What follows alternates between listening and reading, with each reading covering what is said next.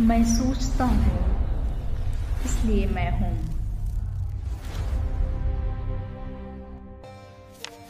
मैं सोचता हूँ इसलिए मैं हूँ। यह रेने डेकार्ट का प्रसिद्ध कथन है।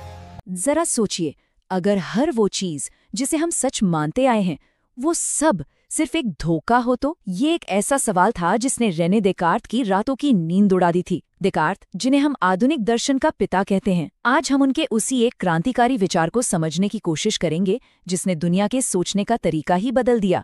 मैं सोचता हूँ इसलिए मैं हूँ। तो चलिए शुरू करते हैं। तो बात है 17वीं सदी के फ्रांस की। उस जमाने में ज्ञान पर, नॉलेज पर दो बड़ी ताकतों का कब्जा था। एक तरफ था चर्च, जो कहता था भाई सवाल मत करो, हर जवाब बाइबल में है। और दूसरी तरफ था पारंपरिक दर्शन, जो पूरी तरह से अरस्तु जैसे पुराने दार्शनिकों की बातों पर टिका था। मतलब जो अरस्तु ने कह दिया वही पत्थर की लकीर है। ज्ञान बस एक पीढ़ी से दूसरी पीढ़ी तक जा रहा था, उसे कोई चैलेंज नहीं कर रहा था। और इसी माहौल में एंट्री होती है रेने डेकार्ट की। उनके दिमाग में एक बहुत ही सीधा लेकिन उस जमाने के हिसाब से बहुत खतरनाक सवाल कौंधा रहा था। क्या ये सब सच में सच है?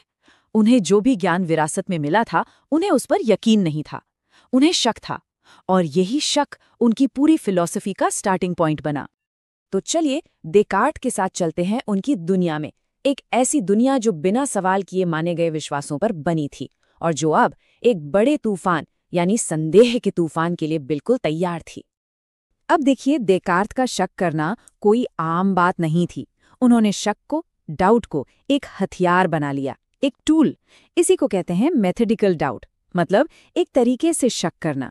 नियम बड़ा सीधा था, हर उस चीज को सिरे से खारिज कर दो जिस पर जरा सा भी शक हो सकता है, और फिर देखो कि आखिर में बचता क्या है। उनका मकसद सिर्फ एक था, एक ऐसी चट्टान जैसी सच्चाई खोजना जिस पर कोई किसी भी तरह का शक ना कर सके। चलिए अब देखते हैं कि ये तरीका काम कैसे करता है। सोचिए, ये कुछ ऐसा है जैसे आप एक पुरानी जर्जर इमारत को पूरी तरह से गिरा रहे हैं ताकि उसकी जगह एक नई मजबूत नींव पर कुछ बनाया जा सके। डेकार्ट ने एक एक करके हर चीज पर सवाल उठाना शुरू किया। उनका सबसे पहला निशाना थी ये दुनिया, जिसे हम अपनी आंखों से देखते हैं, महसूस करते हैं। ये कुर्सी, ये आवाजें, क्या ये सब असल में है? और डेकार्ट का जवाब चौंकाने वाला था। उन्होंने कहा, नहीं, हम पक्के तौर पर नहीं कह सकते। क्या पता ये सब एक बहुत लंबा, बहुत असली सा लगने वाला सपना हो।